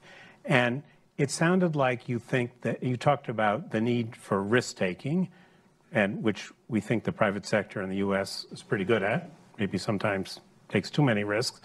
But are you thinking that the government needs to, the U.S. government needs to have some way to invest, say like Temasek or Mubadala, in order to protect our key industries and invest in things that the private sector is underinvesting in? Well, we are discussing what additional tools and authorities the U.S. government could have for certain critical strategic investments. Whether it's, for example, if we were in a real pinch and we needed to acquire critical minerals for a national security purpose, just to provide one example. Now, this is a complex question. We are working through some formulas and some thinking on that involves a broad-based interagency conversation, and you can imagine there are multiple different perspectives for how to do it. But there is a broad consensus that that the United States, from the perspective of thinking about its access to key inputs on a global basis for our national security, that there are additional tools and authorities we could use to be able to accomplish that. But that's not centrally what I meant when I was describing the appetite for risk-taking. What I meant was that we have a long history of investing in scientific researchers at universities and think tanks around the country. Sometimes those investments bring about Nobel Prizes. In fact, the major science Nobel Prizes this year that were just awarded were to people who had gotten grants from our National Science Foundation. Sometimes those investments reach dead ends, and we've become comfortable with that. But I think in an increasingly politicized and charged environment, the question of our ability to do investment in research and investment in strategic sectors like clean energy or like semiconductors, it does bring about it inherently an element of risk, and we have to recognize that and not say the first time there's some setback, the whole thing's got to be abandoned. That whole project has to be abandoned. So that point about risk applies to the things that we are currently doing. It also would apply in the case of additional capacity to make strategic investments, which is something that we're looking at, but not prepared to kind of roll out a full plan on because it's still the subject of intense conversation within the government. But what's the problem you're trying to solve? That there's not enough capital in some of these strategic sectors and that we need to put public capital into them, or? So one of the problems that we'd be trying to solve, there's a number, but one of the key ones would be an acute market failure at a moment of acute strategic need. Right. That would be one. So we need, how would we do that, for example? And maybe stockpiles is the answer, or maybe it's stockpiles plus some investment tools. These are the kinds of questions that we're asking ourselves, and that's the main thrust of what we are trying to pursue. So this is the time of year where the International Monetary Fund puts out a lot of words. Sometimes I think they must get paid by the word. And there's a tone to what they're saying that is, I think, comes in two different pieces. One is Pierre-Olivier Gourinchas said in his statement on the World Economic Outlook that, I'm sure you'll agree with this, that where industrial and trade policy measures can sometimes boost investment and activity in the short run, they often lead to retaliation and fail to deliver sustained improvements in standards of living. They should be avoided when not carefully addressing well-identified market failures or narrowly defined national security. Sounds like you could have written those words. But they also warn that somehow we're moving to a world in which the world economy is increasingly fragmented. Not only that we are showing other countries that we are willing to erect trade barriers where we didn't have them for the reasons you laid out. And as you point out, now the other countries are doing the same. But similarly, in flows of finance and stuff, the world is fragmenting, and they warn that this could lead to lower growth over time. Is that a concern you have, or you just think that's a cost we have to pay in order to get the goals that you elaborated? So my view is that the sentence you just read, it's kind of like almost the flip side of the coin of the speech I just gave. It's putting the risks we need to manage, and then comma, but we kind of still need to do it, as opposed to we need to kind of do it, comma, but we need to manage the risks, which is our thinking. It's like we need an answer, right? And anyone who says, well, this isn't quite the answer, I think does have a responsibility to come forward and lay out how do we meet the challenges I laid out, which I think are basically indisputable. Challenges relating to the clean energy transition, to the rise of a massive non-market economy that destroys global economic integration, challenges of geopolitical competition, challenges of fractured supply chains and economic coercion. So those are all challenges we've seen, all challenges we need to deal with. So if this isn't the answer, you have to have an alternative answer. And my argument, and that answer has to be sustainable economically, geopolitically, and politically, actually, also in this country and in many countries around the world. And so, from my perspective, what we are trying to do is to take steps that we think can address those challenges while being clear-eyed about stating and then managing for the risks that you just laid out. And the remarks I gave today, really in the key areas of trade, investment, technology, are attempting to do that. And that is going to require iteration. It is going to require a constant effort to ensure that we are being rigorous. And I made the point in my speech that we have to ask ourselves the question repeatedly, how do we do bold public investment without doing it in a way where actually we're just crowding out private investment or just competing with partners over a fixed set of investments? How are we actually growing the pie, so to speak? I believe that what we have put forward can contribute to that, particularly to outcomes at a crucial moment of technological change and the clean energy transition. But I acknowledge the risks that come with it and the need for us to be clear-eyed in how we deal with them. Just the argument I would make is people pose these questions, and in posing these questions, I think they also need to develop an answer that says, if not this, then X. And to me, the X of let's just go back to the status quo, in light of what we have seen, is not going to work. So, you know, the way that my high school soccer coach talk was plan beats no plan, which is not a sufficient answer to your... That was a Tim Geithner line. To your question. Oh, maybe Tim Geithner was my high school soccer coach. I'm just kidding. He wasn't.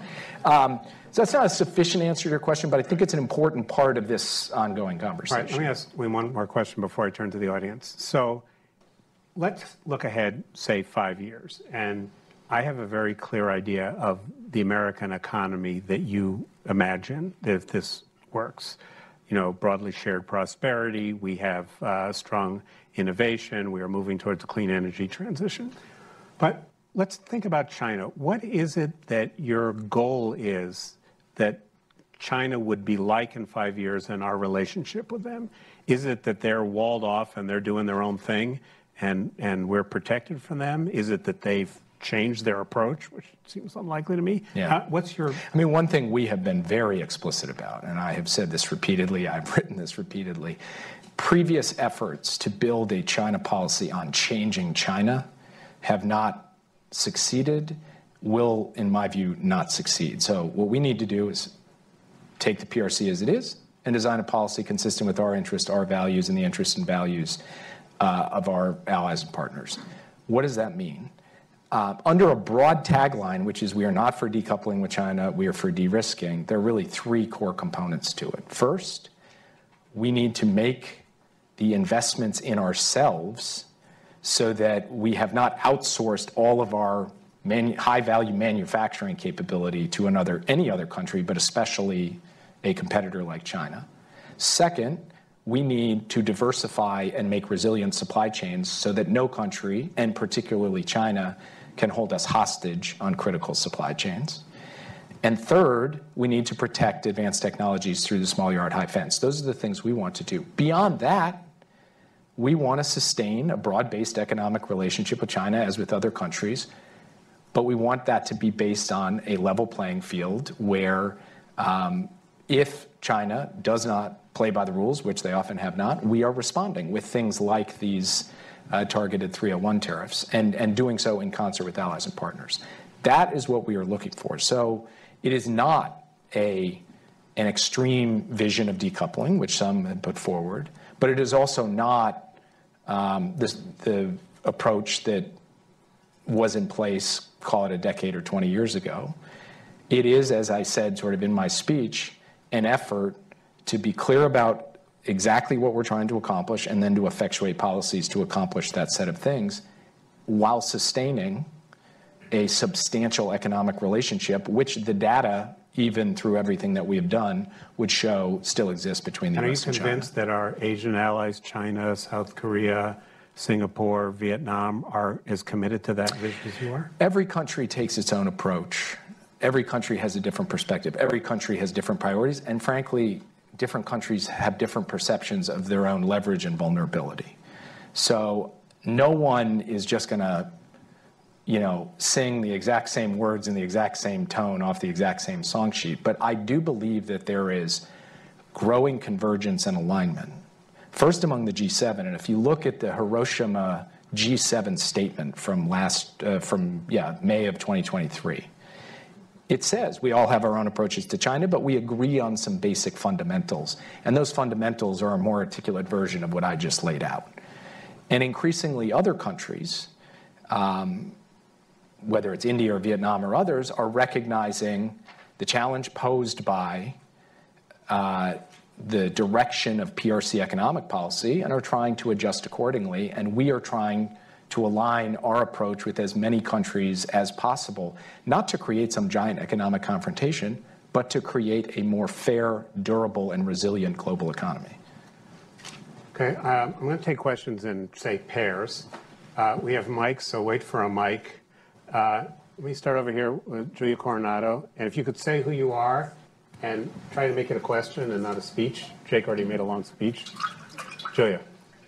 So I have a kind of specific question. Julia Coronado. Julia Coronado, Macro Policy Perspectives. Recently, Mexican President Claudia Sheinbaum announced an initiative to produce an electric vehicle domestically in Mexico, targeted to retail for $8,000, meant to, I think, compete with the low-cost electric vehicles coming out of India and China. Can you tell me how that fits into your vision of strategic partnerships and, meeting goals amongst friends? How does the U.S. view this new initiative? Great. Can you pass the mic? I think there was someone, the gentleman on the aisle. In 1947, Congress. Mike Golash, Amalgamated Transit Union. In 1947, Congress passed the Taft-Hartley Law, which limited the ability of workers to fight for a fair share of the American prosperity. I think when you talk about rights for workers, you have to think about modifying that law. And is there consideration given to that? So on that, the answer is yes. I mean, President Biden has been very vocal in his view that we need the PRO Act. We need other legislative initiatives and authorities to make it easier for workers to be able to organize effectively.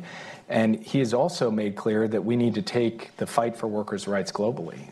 He'll be going down to Brazil in a few weeks for the G20. He and President Lula launched the Partnership for Workers' Rights between the U.S. and Brazil, and we're looking to expand that to include other countries as well. First president ever, in fact, to have a presidential memorandum on advancing workers' rights globally, in addition to trying to enhance collective bargaining and worker power here in the United States. Obviously, he has made, I think, substantial progress in that over the last 4 years, but there's a lot left to go because we need the Congress to act. and there have been those in the Congress who have stood in the way of that. I've not seen the specific proposal with respect to these electric vehicles, so I don't want to get ahead of my skis in trying to characterize or address it. I would just say that USMCA was passed on a bipartisan basis.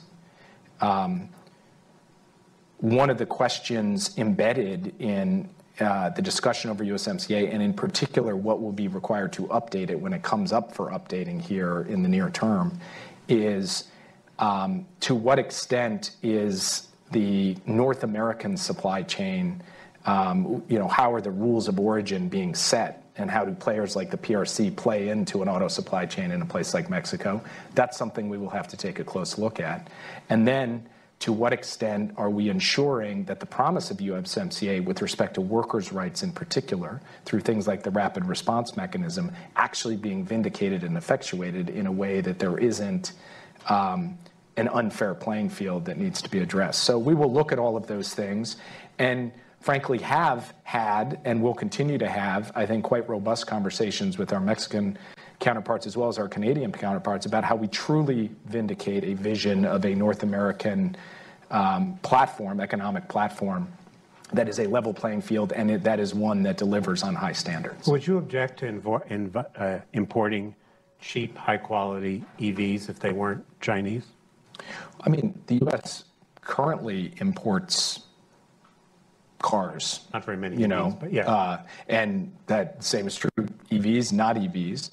What I want to make sure that we do is that we have a competitive industry in the United States that I think has huge positive effects.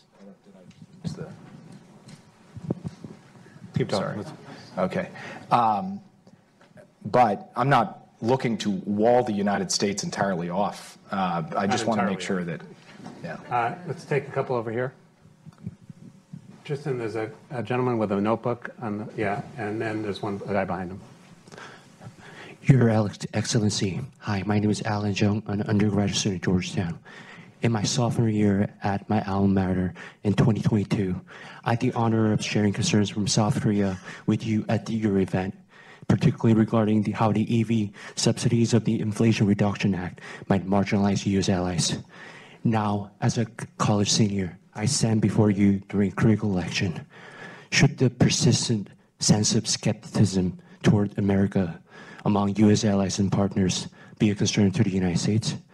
Can the Biden-Harris administration assure the U.S. allies and partners and stand out to be capable of preserving the free and open in the Pacific? Thank you.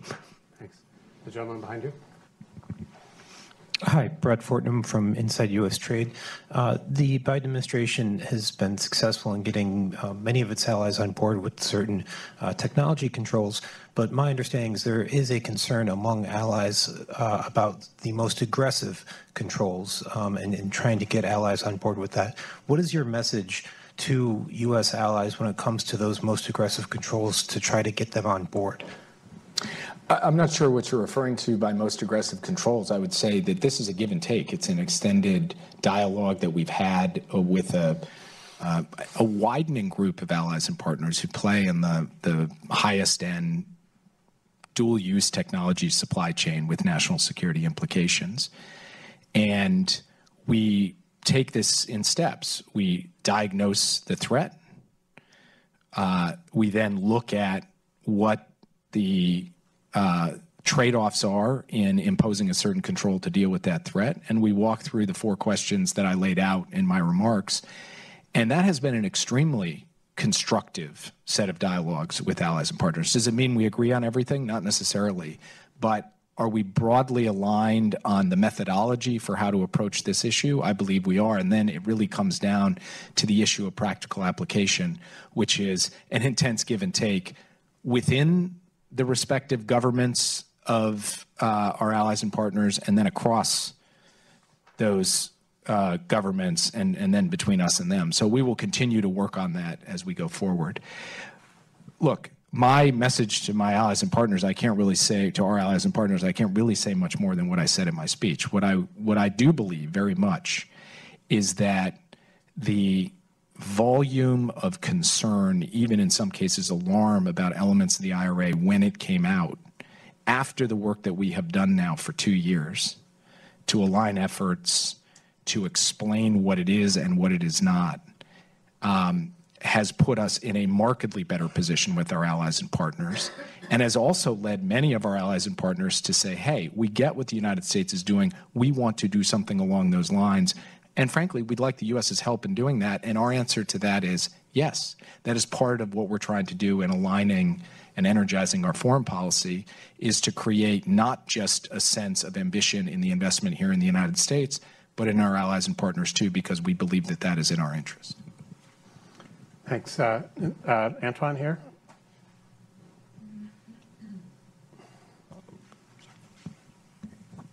Anton van Akmal, Brookings Trustee.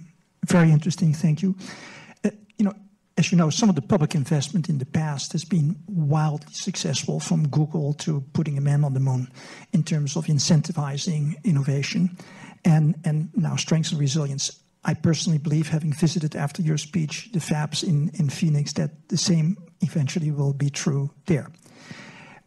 My question is, why is it, and I've never understood, venture capitalists take 20% of the upside? Public investment doesn't. Why is that? It would be a great way to fund science and investment in the future. And there's still plenty left for the entrepreneurs. Thanks. Just on the woman on your right there, in the red. Thank you. Rustan Shalia, I'm from Georgia, journalist. What is your perspective on China's interest in the South Caucasus, particularly regarding the construction of a port on the Black Sea? And if I may ask you about the ongoing developments in Georgia in this context, there are significant elections in 3 days. The entire pre-election process has been marked by heavy anti-Western rhetoric from the government. What is your expectation? Thank you. In this time? Just on Georgia, two directly related questions. Right. We've made our concerns very clear about the trajectory of the democratic institutions in the election process in Georgia, and we remain very concerned about it. Ultimately, the future of Georgia should be up to the Georgian people to decide in a free and fair process. And I don't think anyone in Georgia wants to mortgage their country, or anyone among the ordinary Georgian people wants to mortgage their country to any other country, including the PRC. With respect to the question you posed about taking upside, look, I think it's a very fair question. Frankly, I've asked it myself. I am not entirely opposed to some kind of method of trying to achieve that. I would say, at a broad level, the way that government tends to think is less about financial upside and more about the upside of impact on communities, the country, et cetera. And so it's measuring the return on the investment in just a different way. But your point is there's nothing inconsistent with that, and also getting a little money too. I don't know. So my totally honest answer to your question is, there's probably a variety of both philosophical and political reasons why that doesn't happen. It's an interesting question. I think other countries have models that do that. But our main concern fundamentally is, will our policy actually produce progress on the clean energy transition, good paying jobs, protection of our national security, et cetera? And if we're getting all of that, then that is real upside. Thanks. Can we go to the back? Tristan, good. And then there's a gentleman here on the aisle. You can give him the mic too. Great, thank you. My name is Eric Brown. I'm at the Carnegie Endowment. You mentioned toward the end of your remarks the Draghi report on European growth and competitiveness. It's no secret that in a lot of European countries, economic growth outlooks are a lot lower than the United States. And I'm just curious, from the administration's perspective, how concerning is it that some of the United States' closest economic and security partners are struggling to grow economically? And what opportunities, if at all, are there for mutual economic gain that the U.S. can leverage with these partners? Thanks. Thank you. The gentleman here on the aisle, just raise your hand so they can see you. Yeah. Oops. I'll stay sitting. Rishi Iyengar from Foreign Policy Magazine. So my one question is, would you serve in another administration should the opportunity arise? And aside from that, leaving aside if you put the election aside, if you did get the opportunity to serve another 4 years, what would you do differently, or what would you change about the strategy you've put forward? That's why I give you 2 questions so you can duck one if you want. Yeah, exactly. So the president was just in Germany, seeing the chancellor and also meeting with the prime minister of the UK and the president of France. And, they were mainly focused on Ukraine and the Middle East, but also had the opportunity to just talk about a collective, bold, ambitious vision for advanced democracies, close allies, to all be seizing the benefits and opportunities of the clean energy transition, the artificial intelligence revolution, and delivering for people. And so we do believe it is a profound national security and economic priority of the United States that Europe be strong, vital, vibrant, and growing. And we think there are genuine opportunities, both in terms of the future of energy and the future of technology in particular, to create a new equation, a new platform where Europe has the dynamism to grow significantly and in ways that are complementary to and mutually reinforcing of the United States. And we want to contribute to that. And that's not just Europe, it's other countries around the world. It's Korea, it's Japan, and other of our closest allies. But this is something that we think about a lot. It's something that appeared on every single page of my speech and will be something that we continue to drive at. And I really, unfortunately, have no comment on my future. But can I rephrase that question in the spirit? So your speech in April 2023, some people criticized, and I took some of your tone today as saying that in some respects you think people misunderstood. So what was it that you want to make sure that people, what was the misunderstanding, if any, that you thought people took away from your previous speeches that you're trying to correct? Well, there was a really robust, even sometimes raucous debate that came out of that speech. And some of it was extremely positive. Some of it was quite critical.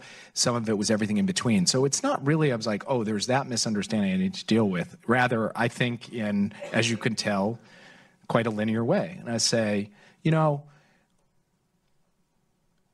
just walk out, give a speech, and say, okay, now let's let that flow for the next 20 years and see what happens. It's, as I said, iteration and reflection. It's a conversation. It's a back and forth. We have to move into a new set of approaches based on the new reality, geopolitical and economic, that we confront. So what I was trying to do today is basically say, it's been a year and a half. We've had experience. We put points on the board. We've confronted tensions and trade-offs. And I've heard this conversation continue, not just here in the United States, but globally. Let me come back and add my next iteration of the conversation. So I'm not trying to respond to a particular criticism or clarify a particular misunderstanding. I'm trying to say, this is good government. This is what we should do to make policy better. Let's come, put this out, now hear what people have to say to that, come again, put it out, keep doing that. If that's how we iterate our way to something sustainable and strong over time, that would be great. Probably the thing I'd most like to leave people with is the status quo is not a sufficient answer. And moving from the status quo to something new is uncomfortable and does require this kind of sharpening over time, which I'm committed to doing in whatever capacity I have, whether it's in government or out of government. Thanks. I'll take a couple more. There's a couple of gentlemen in the back there. Tristan is standing up. I think people who stand ought to get a shot. Thank you very much. My name is Dong Huiyu with China Real News Agency of Hong Kong. I have a question regarding Chinese economy. So right now in this town, many people are talking about the collapsing Chinese economy. And some people said China's power has peaked. I'm wondering how would you evaluate the Chinese economy situation now? And are you concerned that the U.S.-China decoupling may go further, if Mr. Trump comes back, do you believe the small yard, high fence strategy will be sustainable in the future? Thank you. Pass the mic to the guy.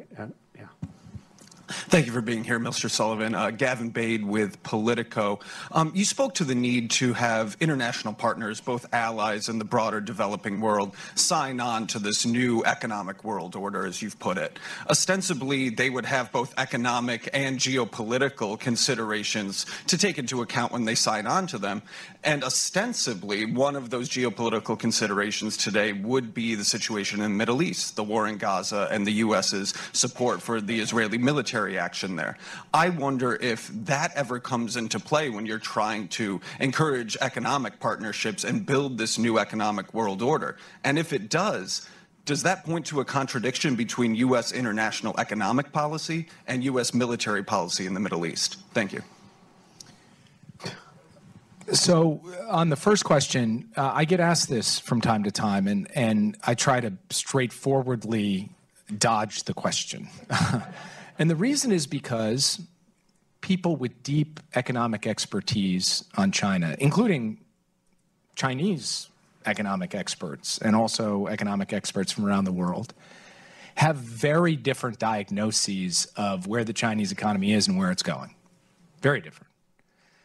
My job is not to predict that. My job is rather to set a policy based on any number of possible outcomes and to recognize that from the U.S. perspective, on the one hand, there will be an intense and sustained competition between the U.S. and China. But on the other hand, neither the U.S. nor China is going anywhere, and we're going to have to learn to live alongside one another as major powers. This is a point we have made repeatedly. So I'm just straightforwardly going to say, I cannot answer the question for you where exactly wither the Chinese economy. Rather, I need to help us design a policy that can take account of any of a number of possible pathways that could happen. And by the way, a lot of that will depend on policy choices made in Beijing that I'm not in a position to dictate, and in some cases not in a great position to even predict. On the question with respect to the Middle East, I think that was a very elegant way of bringing the Middle East into a discussion about international economic policy. Look, all I can say is when we sit down and engage with countries, whether it's allies or countries in the global south, our conversations run the entire spectrum, to include sharing our respective views and perspectives on evolving events in the Middle East. That will continue, but so too will discussions with those same countries on investments in infrastructure, physical, digital, energy infrastructure, and otherwise continue as well. And that's just a feature of U.S. foreign policy at any given point in any decade where we might have differences of perspective on a particular issue with other countries.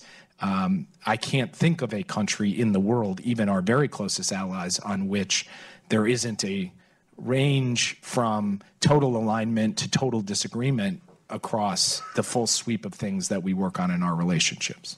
Great. 欢迎来到6度解析新闻背后的多维思考，带你洞悉头条背后的世界。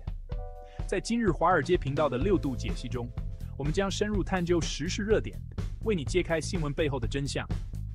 在这个信息泛滥、真相难觅的时代，6度解析应运而生。我运用海量数据、人工智能整合以及专家观点，层层剥析每个故事，通过实时背景数据挖掘，确保你获得全面的新闻资讯。然而，我们关注的不仅仅是数据，更重要的是将它们串联起来。我将分析多方视角，揭示隐藏的脉络，为你提供单一媒体常常忽略的背景信息。无论是政治、经济，还是全球事务，我都将为你带来最具洞察力的分析。试想一下，拥有洞悉全局的能力，做出明智的决策，参与有意义的讨论，这就是6度解析带给你的价值。它不仅仅是新闻分析，更是一种赋能的工具。加入今日华尔街的6度解析，共同探索头条背后的故事。你通往深度理解的旅程，从这里开始。不要只是阅读新闻，要解码新闻，理解新闻，活出新闻。这一切尽在6度解析，立即订阅，不错过任何真知灼。